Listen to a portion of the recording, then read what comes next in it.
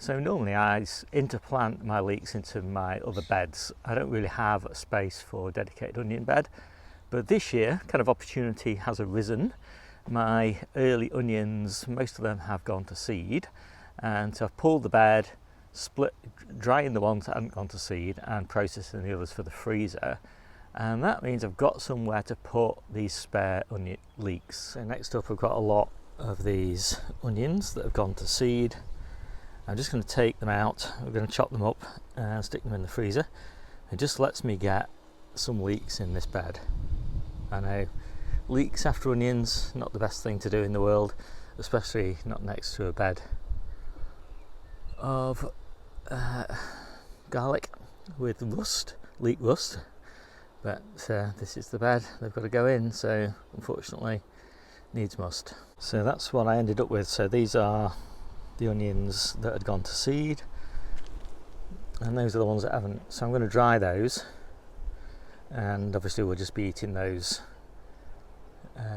well, for the next 3 or 4 weeks probably.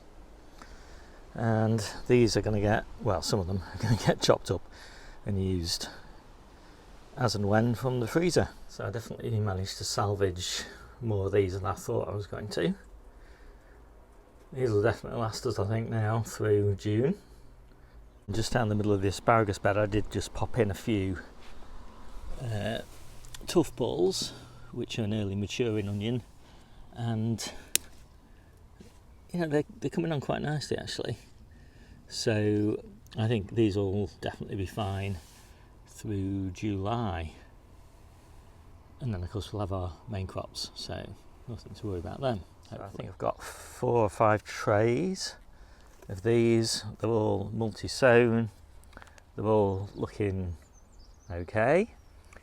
They're next to this bed of garlic, which has got onion and leek rust on the leaves, but it's not transferred to any of the leeks I've got interplanted in the adjacent beds.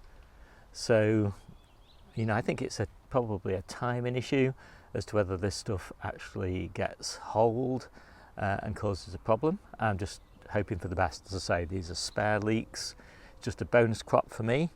Just got this little bed to fill, so let's get them in. As I say, multi-sown, I'm going to leave them as is. We prefer large quantities of smaller leeks rather than small quantities of large leeks, because we go for taste. We're going for taste rather than growing for show. So to plant these, I'm just making a hole with my fingers through this strulch.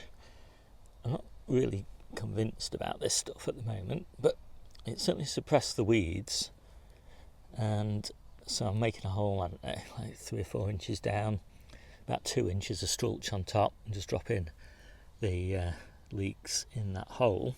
And as you can see, they're kind of nicely buried under the mulch, so when they're watered they're going to need a lot of water, but pretty infrequently. So there's about 200 leeks in that bed, and you definitely wouldn't duplicate this if you're at all interested in the kind of aesthetics of leeks that you see in the supermarket.